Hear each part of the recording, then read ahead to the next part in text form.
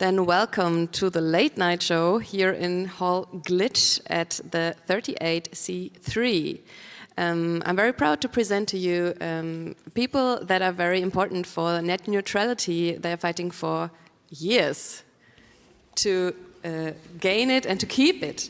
The talk is called Net Neutrality, Why It Still Matters More Than Ever. And they will present epicenter.works and Gesellschaft für Freiheitsrechte, and they are called Thomas and Jürgen. Please give a warm round of applause for them for the talk.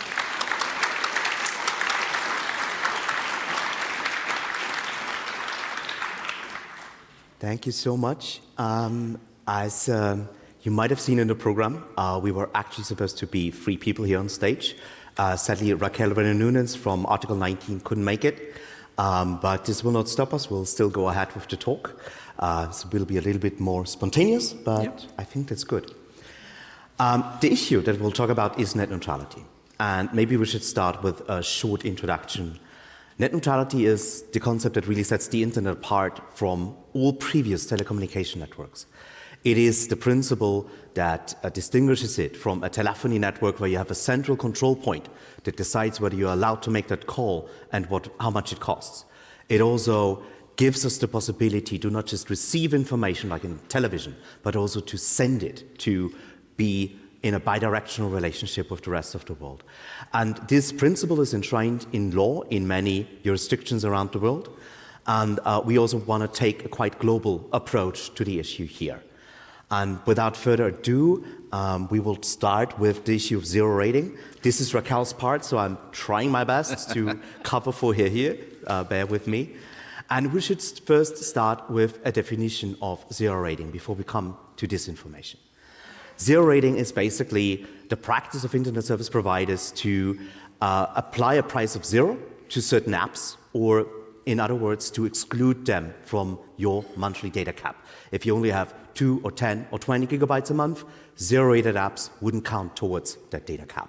Basically an infinite amount of music streaming or messaging services. And this is a common practice. It is outlawed in many jurisdictions like Europe, Canada, or India. But it is quite common, and particularly we see this practice in countries where there's a certain type of structure when it comes to how you buy internet access. Most people in Western countries will have at least one fixed line connection in their home. And if you look towards other regions, you can see that actually this is very unusual for Africa, for the Americas, if you exclude the United States and Canada, and also many Arab or Asian countries. And knowing that fixed line is quite a rare thing, what is actually quite common there is mobile connections. So most people around the world are actually using the internet via mobile connection. That also means mostly on their smartphone and not on a desktop PC. It gets even more interesting, and these are all ITU figures, by the way, if you then look how much it actually costs, and what is the best metric for this, as a percentage of the average household income. And again, here in Europe, we are in a luxurious position to spend almost not even 1%, half of 1% for our monthly internet subscriptions when it comes to mobile. Whereas in Africa, it is 4 up to 5%, and so it's almost double of what the Broadband Commission affordability target would be. So like the international recommendation would be 2% of your monthly income. That's what goes towards an internet subscription. And the reality in many countries is that this is far more expensive, and therefore people are priced out of buying a normal internet connection. So what happens then? Zero rating comes back into play.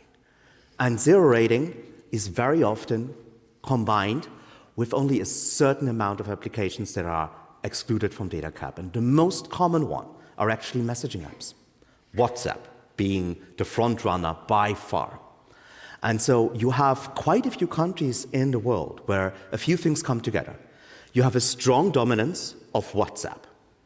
Not so much Telegram, not so much Signal, so it's all concentrated on this one messaging app that belongs to Meta, to Facebook. Second, mostly the people there use internet via mobile, and mobile is expensive. That means you might only have internet for like half of the month. And afterwards, you are out of data volume, but you can still use WhatsApp. What does this mean? Basically, WhatsApp is your only connection to any form of media. And this is not just communication peer-to-peer from people to people. This is also replacing classical news sites. We're not even talking about paywalls in local newspapers. You wouldn't be able to access the web page of your local newspaper, but you can be sent WhatsApp messages.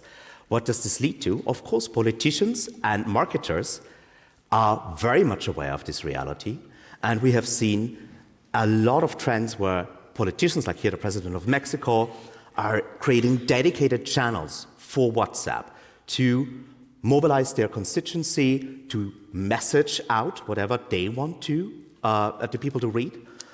We have this guy here to the left, who's actually the Cambridge Analytica founder, who is also in this business. We have dedicated campaigns for elections that are driven over WhatsApp. And stage 4 of this trap of disinformation is that we see in many jurisdictions around the world, from Brazil to many Arab countries, to many African countries, to Asian countries, that disinformation is spread via WhatsApp.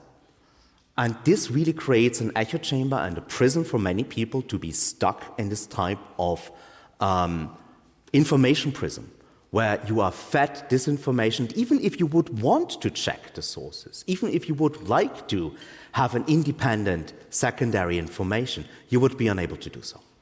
If nobody in your social circle physically could say, oh, actually, that's wrong, this number is wrong, this never happened, you wouldn't be able to fact check. Jürgen, have I forgotten anything? No, basically, and we see this as well in Europe and Germany. We all have these family members who send us things on WhatsApp that they think a good friend just forwarded to them, so they are trustworthy. That friend thought another friend, and so that's how this disinformation spread. You're getting a message from someone who think is trustworthy, and so you're like outraged. You're like, I cannot believe this. And so you forward it. And this is happening in a world where no one can actually check what is happening. So this just spreads, like you said, like wildfire, and is completely used to manipulate elections, to shape civic discourse, and so forth. And that's why there is a connection, a strong one, we would say. Disinformation is often looked at fact-checking. We need to bring more truth and counter-narratives towards the internet. But the infrastructure layer is what we would like to shine a light on. Because if you fail at the infrastructure layer, if telecom operators make dirty deals with Facebook so that only WhatsApp is the channel to get any news ahead of an election, it could get very dangerous for democracy quite quickly. This is why we are very happy that people in Colombia, for example, are taking to the Constitutional Court. El Vente, a local consumer protection organization, has actually brought forward a Constitutional Court case to outlaw zero rating. And this has been happening before. Like in Europe, our colleague Susanne Blum from the German Consumer Protection Organization managed to really kill zero rating in all of Europe. And we hope that this case in Colombia could be a similar watershed moment to actually outlaw this practice and change the narrative around this. Let's go to the next issue, 5G. 5G is the 5th generation of mobile networks you all have on your phones, most likely 4G or 5G right now. And this new generation of mobile networks was quite hyped. You might have seen this telecom lobbyist jargon about how it would change economies and Industry 4.0 and all of that. A lot of that is just buzz and hype that has no real materialization. But there are some technological features with 5G that pose a challenge to net neutrality. Simply speaking, the one characteristic that we want to talk about is network slicing. So you are slicing the network towards individual separate networks that might be really good for low latency or high availability, low energy consumption. So they are tuned for certain purposes. And once you have not just one internet connection where everything is piped through with the same quality, but suddenly you have a priority fast lane, the question arises, who decides, who has control, which app gets to use which slice? We would strongly argue, and the European telecom regulators agreed with us in 2018 that it should be the users, all of us, to decide who gets to use which network slice. Telecom companies disagree. They want to be in control and decide which apps gets to use which network slice. And the most prominent example here in Germany is Deutsche Telekom, which very recently started this 5G gaming subscription model, where you are faced with a really great network slice for gaming. It has low latency and very reduced ping times. And of course, they are the ones to decide which apps get to use that. It's not the user who's in control. And in our opinion, this is a clear net neutrality violation. And this is an upcoming fight that we'll most likely see pop up in other jurisdictions as well. But the real big fight, the one that is already spanning around the globe, is the fight around termination monopolies. And to explain that, we actually have to go back a little bit in history. Telecom companies used to be telephony companies. They sold us the beautiful ability to make phone calls. And there is something very wrong in the way in which that market worked. Whenever I'm calling Jürgen, my telephone company would pay his telephone company to terminate the phone call. So if I'm with a small network provider that only has like a handful of customers and Jürgen is with a very big one, an incumbent, his operator would actually make a lot of money by just sitting on their hands and just basically collecting money that comes in via all of these calls that they get to terminate. This was really bad for competition. This really destroyed the agility of the market. And it is not the way the internet works. In the internet, you have a system called bill and keep. You basically get your money from your own customers. But again, coming back to Deutsche Telekom, they proposed the opposite. They proposed that wherever data flows, money should flow. This is actually an original Deutsche Telekom slide that I used in my first talk here at 30C3. And in a way, it's still true. And it's exactly what they are fighting for right now in Europe and around the world. This system of sending party pays or termination monopolies or fair share, it has many names, but it's all the same. Wherever money flows, wherever data flows, money should also flow between networks. We have that in South Korea. South Korea is the only country in the world which implemented such a scheme several years ago. And it's quite telling because South Korea is also the country with the best network infrastructure in the world. They have 100% fiber to the home penetration. There almost isn't a house where you don't have a fiber connection. So you would assume that everything is perfect there. But funny enough, in the last few years, latency has increased. The quality for the actual apps that you get to use over these internet connections gets worse every year. Up to the point where now gamers complain in Korea that they can no longer compete because of the fucked up internet situation. And this really shows the dangers for our ability to use the internet, which net neutrality guarantees, and of course also the underlying internet infrastructure. This debate sadly made it to Europe. In 2022, Vice President of the European Commission, Margrethe Vestager, came out in support of this idea. She then later backtracked, but that allowed her subservient, Thierry Breton, former CEO of France Telecom, a big fan of the telecom industry, to really push this idea along and to make it like a very important European project. And he was very loud about that. He was pushing strongly. He wanted to see legislation, and he failed. His successor, Henna Virkkunen, is now in charge of the digital files at the European Commission, and it's now in her hands to decide whether we get to keep net neutrality or move in this old telephony era business model time back. And I want to explain a few arguments what's wrong with this idea. As I explained earlier, this thing is called fair share. The argument telecoms operators are making is we have to handle all of the traffic of Google and Facebook and Amazon, and they should pay us for actually upkeeping the network, investing into the network. And who doesn't like taking money from big tech? That's the basic idea. But if you then look closer, the majority of internet traffic is actually towards video streaming, particularly if you use 4K or higher resolutions. E-commerce and search only make up 1% of the overall internet traffic, yet they are responsible for 87% of the revenues. So if you really were to tax just the traffic, it would be a huge win for Amazon and for Google. And so this is all but fair. And the other argument that's underpinning the telecom industry's demands is also not true. There isn't an increased cost of handling that data. The investment need to actually afford the network upkeep is quite stable. But because the technology is actually increasing year by year, you get to handle much more data because the same network equipment that you could buy 5 years ago and today costs the same, but can handle much more traffic.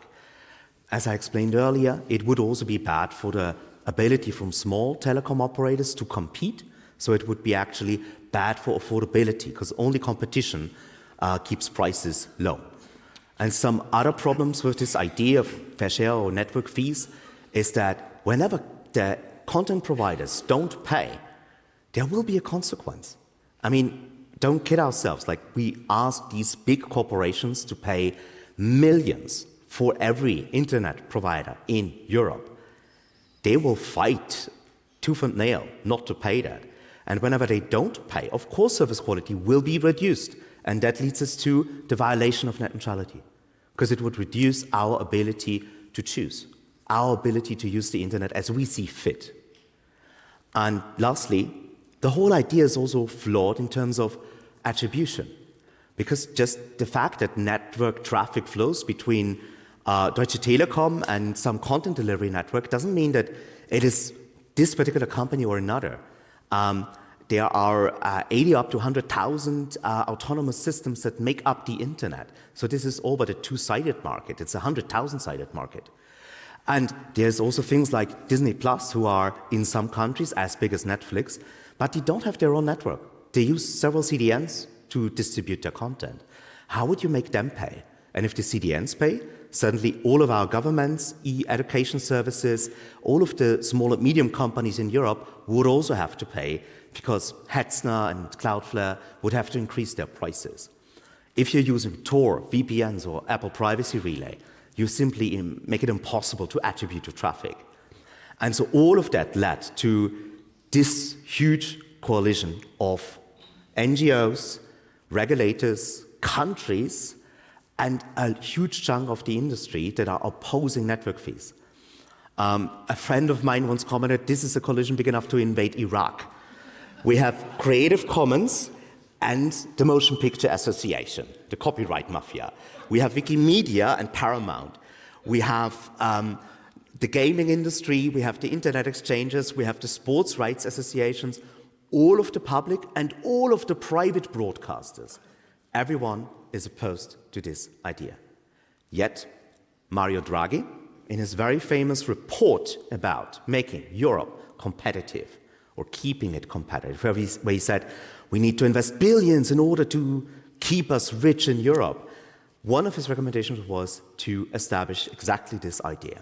So the telecom industry got a huge victory in their lobbying with him backing their claims. Yet, they did not succeed. In the recent conclusions of the Council of the European Union, they stress the importance of net neutrality. They stress that any regulatory measure, including dispute resolution mechanisms, which is currently what the Commission is favoring, need to be based on facts, which is EU speak for go away, this doesn't work. So yes, we could protect net neutrality in Europe once again, but the fight will continue in the next 4.5 years. Sadly, it hasn't stopped here. We already have this stupid, dangerous idea in Brazil, in public consultations, in India, with the regulator TRI, and very recently in Colombia. So there is a lot happening here that should still keep us worried and requires our attention, but we have more planned for you. Thank you, Thomas. Now on to our final chapter. Let's stay a little bit in this realm of who pays. So I'm watching Netflix, I'm having a Zoom call, I'm using a cloud service, and do I just pay for it, or does Zoom pay as well? So we heard already, like in the international sphere, very, very concerning. In Europe, for now, a victory, but let's not rest on that. And now let's just focus on Germany a little bit. So we heard that Germany opposes fair share, so everything's good, right? Well, there's this little magenta-colored telecommunications service provider that thinks differently. And now, I thought about explaining this to all of you, and I'm a lawyer, so I wanted to do it in a very, very legalized way. Luckily for you, Thomas and Raquel intervened here, and so instead I decided to do the second best thing, something that all my good teachers always did. I'll show you a video. Does this sound familiar? You want to visit a website, but it just won't load. You start wondering, is it the Wi-Fi? Or maybe the website is overloaded? Or a drunken fisherman snagged an undersea cable? But what probably doesn't cross your mind is that your internet provider could be intentionally slowing down your connection just to make more money. Sounds crazy, right? But if you're paying Deutsche Telekom to connect you to the internet, that's the reality. Here's how it works. You pay your internet provider to connect you to websites and online services worldwide. If a connection to its network is regularly overloaded, the capacity is simply expanded. Everything runs smoothly and you can enjoy your Netflix evening in peace. No money changes hands. This is standard practice in Germany, Europe, and the rest of the world. But not with Telecom. They're saying to online services, oh, this connection is getting pretty overloaded. Wouldn't it be a shame if 40 million German internet users couldn't reach you as easily anymore? Just like that, Telecom is pressuring online services into overpriced contracts. Deep-pocketed services that pay Telecom continue to work just fine, but websites and services that can't afford these fees often load slowly or stutter. And suddenly, you're no longer free to choose which website and services you can use without interference. That means the Telecom is violating net neutrality, the principle that all content on the internet should be equally accessible. And Telecom fails to deliver what you're paying for, a fast connection to the entire internet. All this just because Telecom double dips when you use the internet by charging you and the online services, the only German internet provider to do so. If you believe that all websites and online services should be equally accessible to everyone and that authorities should finally put a stop to Telecom's practices before other internet providers follow their example, visit netzbremse.de for a neutral, free and fast internet for everyone. All right. At this point I want to say thank you.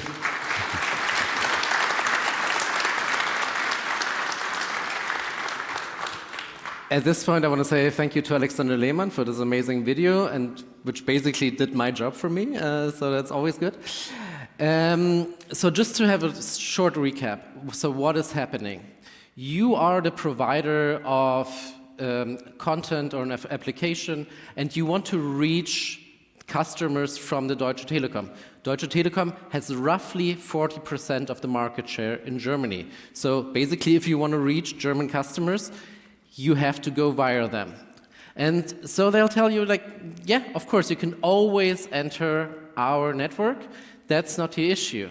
But the issue is, if you do not pay us money, you can still enter, but it will be very slow.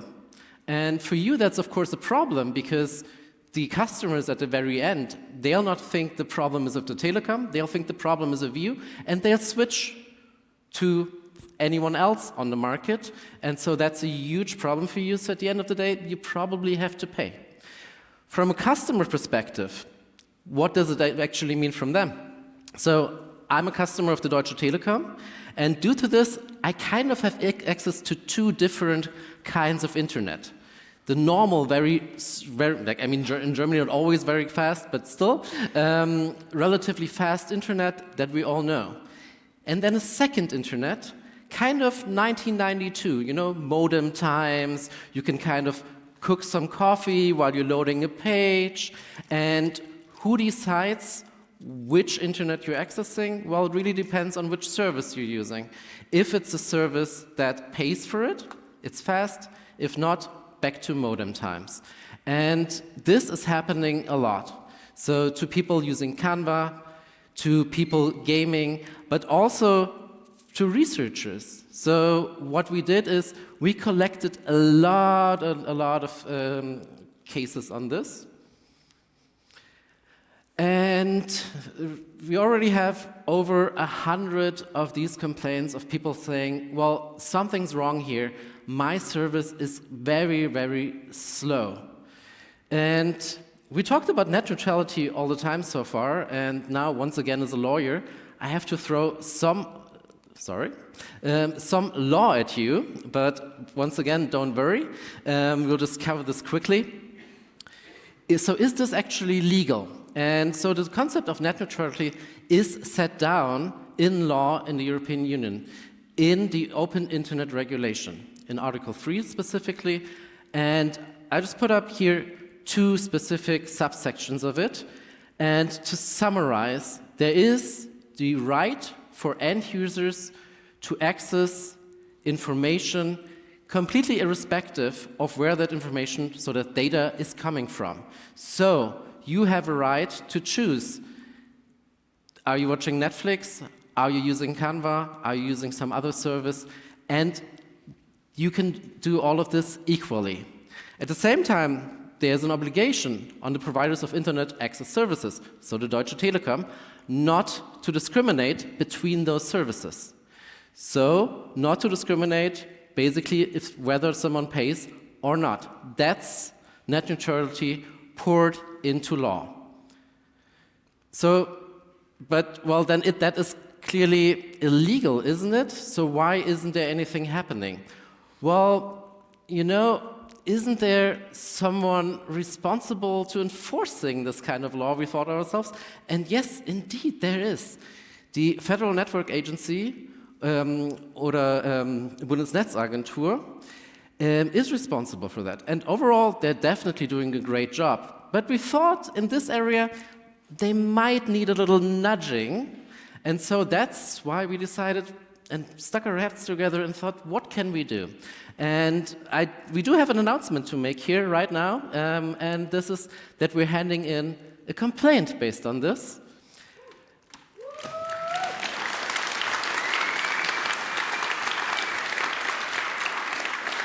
To finally get this process started, we, that is epicenter.works, Gesellschaft für Freiheitsrechte, in addition to the Verbraucherzentrale Bundesverband, which is Germany's largest consumer protection agency, and the amazing Stanford professor Barbara van Schewick. And so we're handing in this complaint, and now you're like, this is interesting information, but how can you help?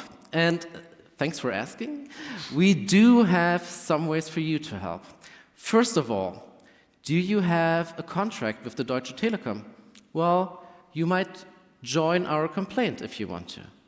If you are a network engineer, we already said we already have over 100 cases, but definitely we can use more, so send us data. And of course, if you know more, you can always blow the whistle, of course, completely confidentially. But last but not least, to anyone in this room, to anyone out there, just support us by joining our newsletter, spreading the word, and of course, you can always do a financial contribution as well. And how do you do all of this? Well, by visiting the webpage, which was already announced a little bit earlier, www.netzbremse.de. And actually the day after tomorrow, we are going to have a workshop here at 2 o'clock at Saal 5. The workshop is going to be in German, and we can definitely exchange our ideas. We can answer your questions there. But of course, we'll answer some questions here already right now. Thank you very much.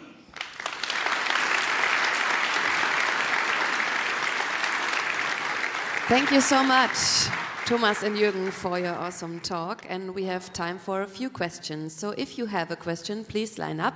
We have microphone 1, 2, 3, and 4. And of course, also, we would like to ask the internet for questions. And we start with microphone 1, please. Yes. Hello, and thank you very much for this very nice talk. My question is whether you think, or would you say that the peering between different ISPs is covered by net neutrality? It's a really good question, one that our complaint will also answer in detail. But just to summarize here, I think it is inherently covered by net neutrality because no internet access service could function without the interconnection and the definition that we find in the Open Internet Regulation for what an internet access service is. And even Jürgen showed that in the right of end users, it is always connection to virtually all endpoints and the right to access and distribute information irrespective of destination or origination of the data.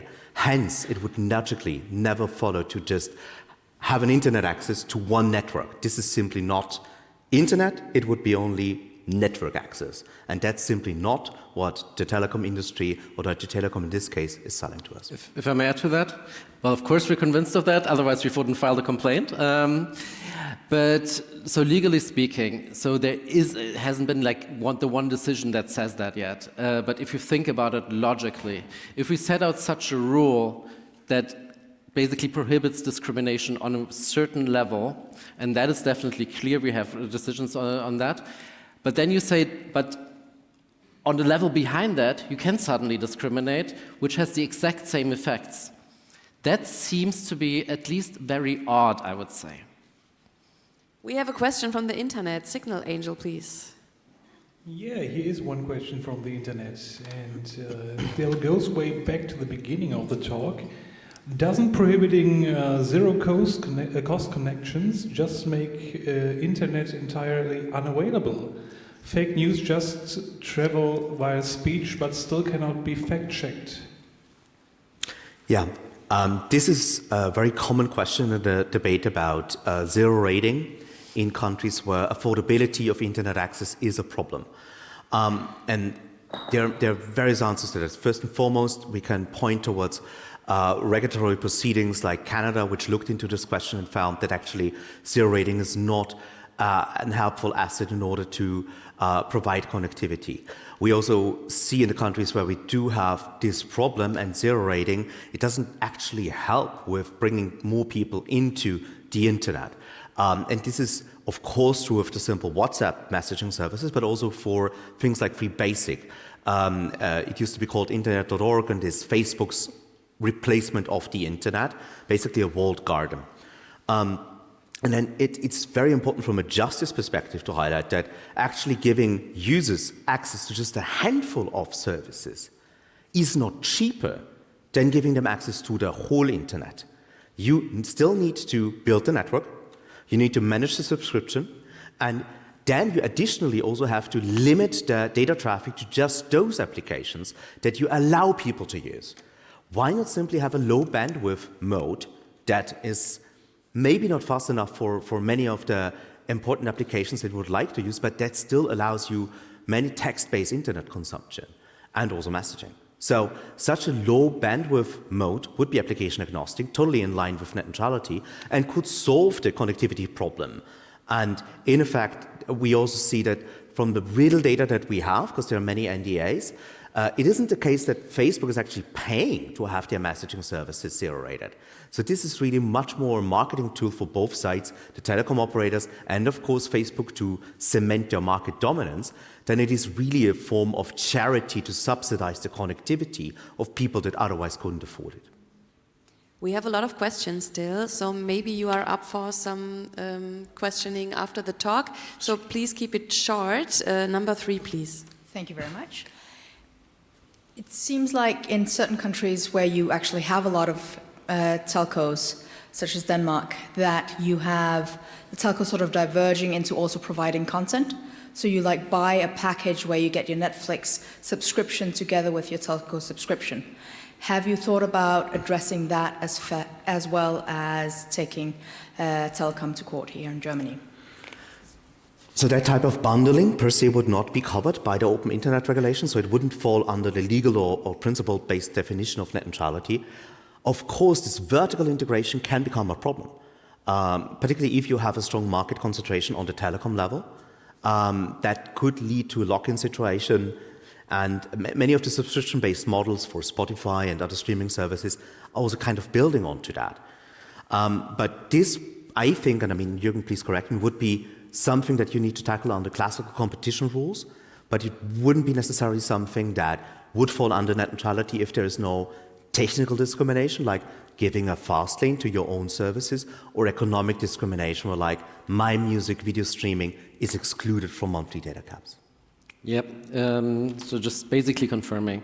It's a competition issue, and sometimes it's illegal.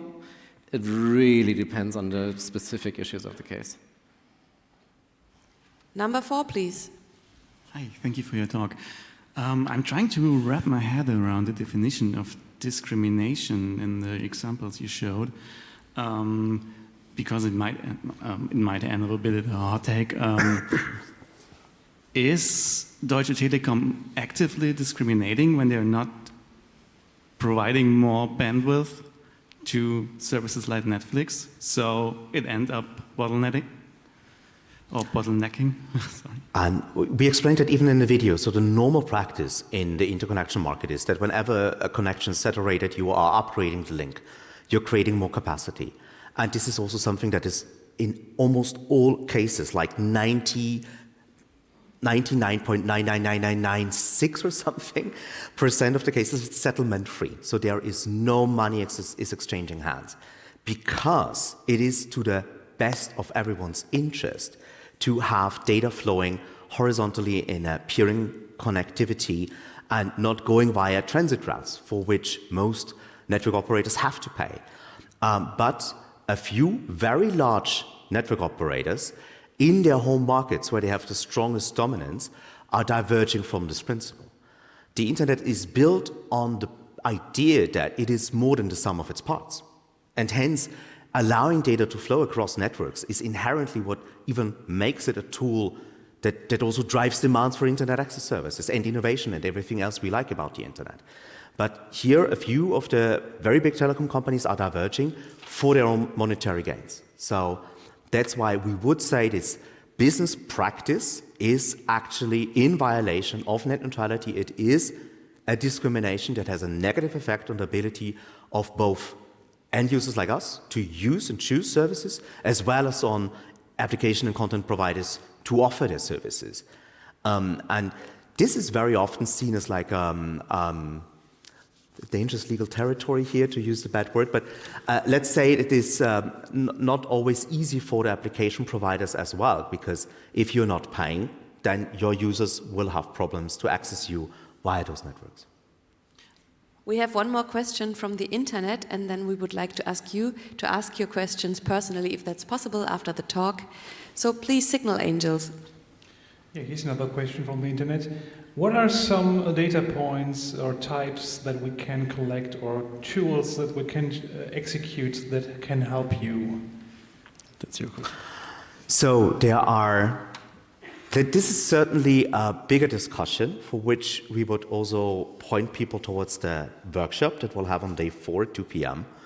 But what I can say is that anything that helps us to better understand the topology of the network, the commercial characteristics, also the differences between the network of Deutsche Telekom and other networks in Germany and Europe would be helpful. Any situation where there is a user harm or a harm of the content provider that can be measured. And I think there are many tools out there, like RIPE Atlas Probe and Traceroute and many, many others as well, that you could use in order to gather this evidence. We have done our best to collect this evidence, and we believe to have already sufficient to launch this complaint. But we know also from many discussions that this is a very deep rabbit hole. And so this talk is also meant as an invitation to anyone who has more insights into what's actually going on and what other perspectives are there. And this is not just recently, also from a historical perspective, we would be very interested to get into contact. On the website netzbremse.de, you'll also find email, signal, and FREMA contact to reach out confidentially. So please give a warm round of applause from our speakers.